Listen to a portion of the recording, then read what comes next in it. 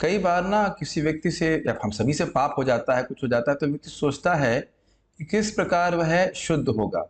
क्या उसको प्रायश्चित करने की ज़रूरत है या वह केवल भक्ति ही करे, इसके बारे में क्या करना चाहिए? तो बड़ा सुंदर श्लोक ये विष्णुदूत बोलते हैं यमदूतों को। नानिष्कृ नानिष्कृतैरुदितैर्ब्रह्मवादिभिस्तथा विशुध्यत्य अघवान् व्रतादिभिः यथा हरेर्नाम पदैर तदुत्तम श्लोक गुणोपलम्भकम।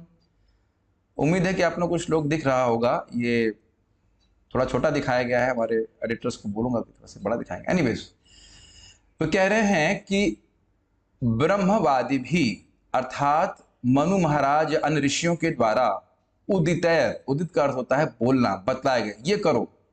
व्रत आदि भी, जो व्रत आदि बताए गए हैं पापों का नाश करने के लिए। न निष्कृतैर, अघवान, अघवान का मतलब होता है पापी, पापी व्यक्ति को। तथा न निष्कृतैर, और निष्कृतैर का मतलब होता है प्रायश्चित। तो यानी कि ऐसा समझिए, ब्रह्मवादी भी जो वेद को जानने वाले हैं, मनु इत्यादि, उनके द्वारा व्रत आदि भी, जो व्रत करो ये और ये पूजा करो, ये पाठ करो, इस प्रकार के जो प्रायश्चित, निष्कृतैर मतलब प्रायश्चित, उदितैर मतलब बताए गए हैं।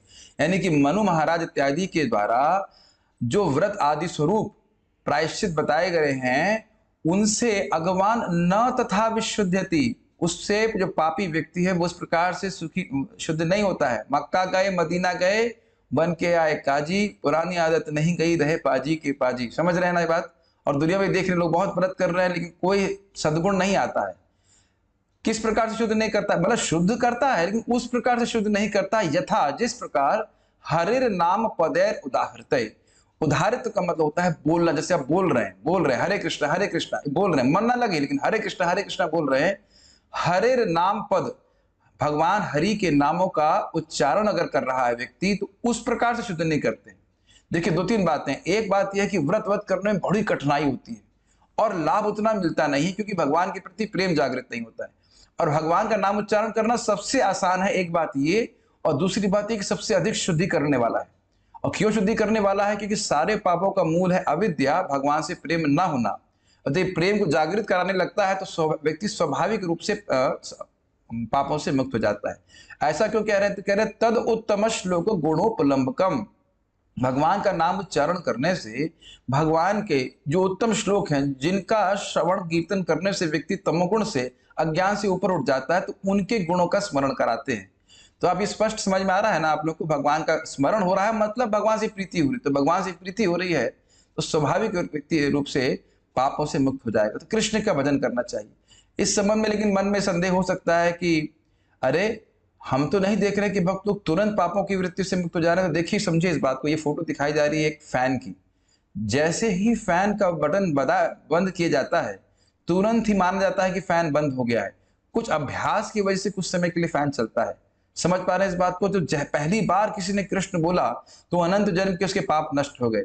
लेकिन कुछ अभ्यास, जस्ट अभ्यासवश वह थोड़े समय के लिए लग सकता है कि कुछ पाप कर रहा है, लेकिन उसकी पाप की प्रवृत्ति कम होती चली जाएगी। जैसे देख रहे हैं कि एक बार फैन से बंद हो गया स्विच, तो फैन धीरे धीरे करके बंद हो जाएगा पूरी तरह से, यानी जो प्रवृत्ति है वह भी नष्ट हो जाएगी।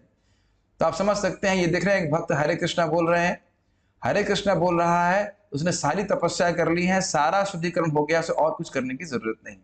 Okay, so let us chant Hare Krishna. और कोई व्रत करने की जरूरत नहीं है। ये श्लोक याद कर लीजिए। न नाम संव्रत, नाम उच्चारण करने के समान कोई व्रत नहीं है।